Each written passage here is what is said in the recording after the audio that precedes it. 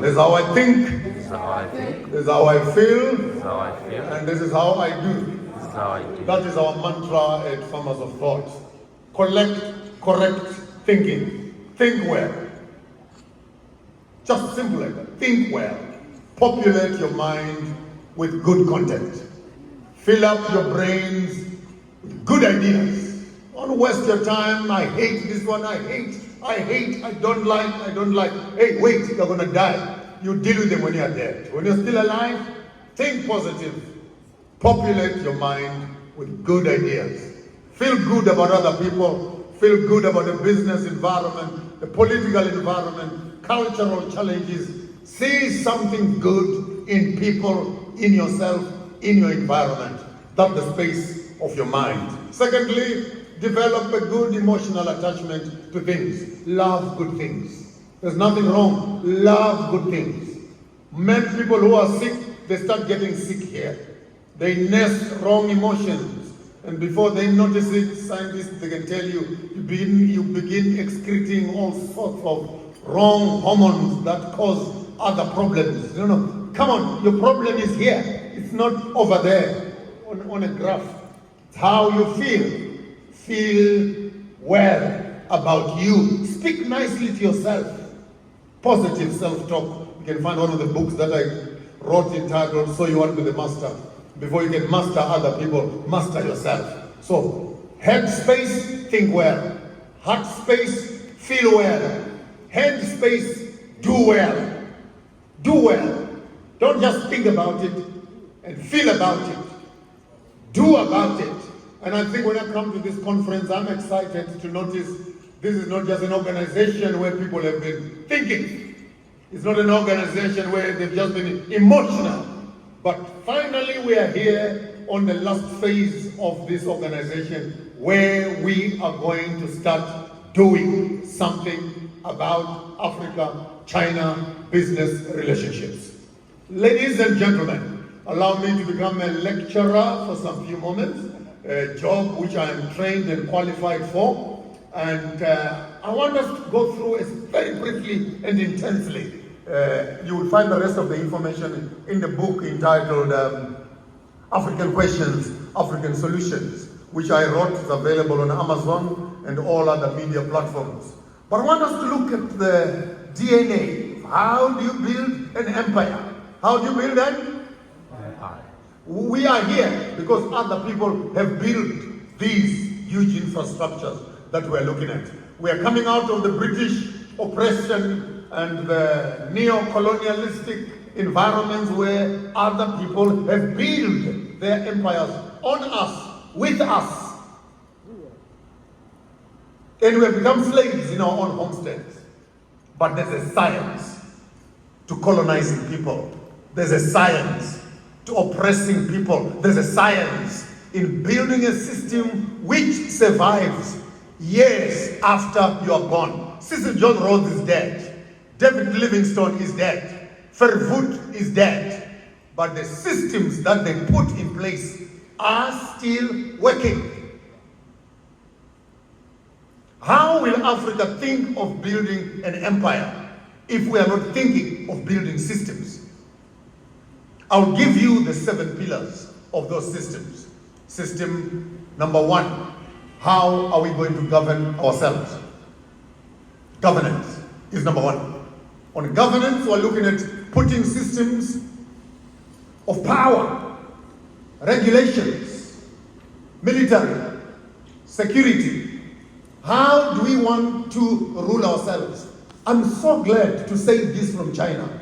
China does not have as many churches as Africa does. Instead of churches, they have factories. So it's true that you don't need too much Jesus in the system as you need factories.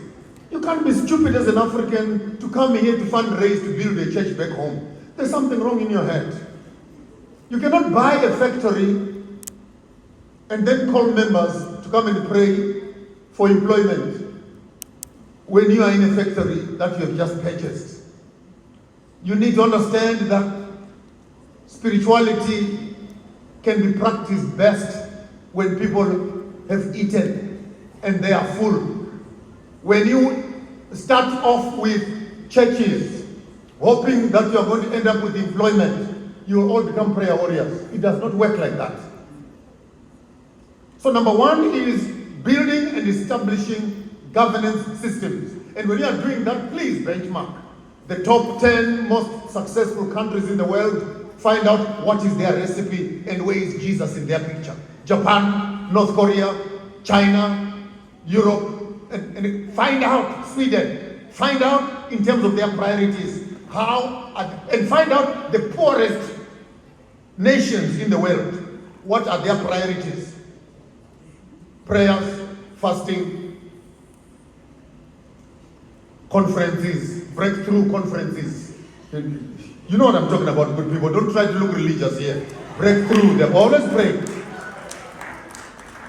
And how do you know that they are really poor when they start importing American evangelists? Then you know they are on steroids now. They have all-night prayers and lots of lights. And this thing, I wish I can run Africa just for 1 week. The first thing, I'll close all the churches and make them into factories and industries. So governance is number one. Next to governance, you need to find out how are you going to deal with the agriculture. Not just agriculture, but agriculture. Agree with our culture. The culture of food. There's no way you can build an empire that is borrowing food from next door. How are you going to feed yourselves? Automatically you go there, we are touching a very sensitive note on GMO foods, the Monsantos, and all these dead foods that the West is dumping onto Africa. And I love China. They are good on organic, indigenous food. Food, not food security, that's for poverty. Food sustainability. Plant food that can sustain itself, that can duplicate and recreate itself. This whole thing of we are sending maize to Africa, we are sending maize, too much diabetes. That food is not food, man. In America, they do maize to feed animals. Then why are they sending it to Africa? And by the way, maize just came to Africa the last 110 years ago. So it's not our staple food. With our different kind of coin, let's find those organic indigenous foods, remembering that he who feeds you will rule you. You can't talk too much when the spoon of food is in the hands of another man. You have to be very nice to them because they may just stop giving you food. You need independence when it comes to food. Governance. Number two, agriculture, the culture of food, not just eating food. How is it prepared? How is it powdered? How is it planted? How is it harvested?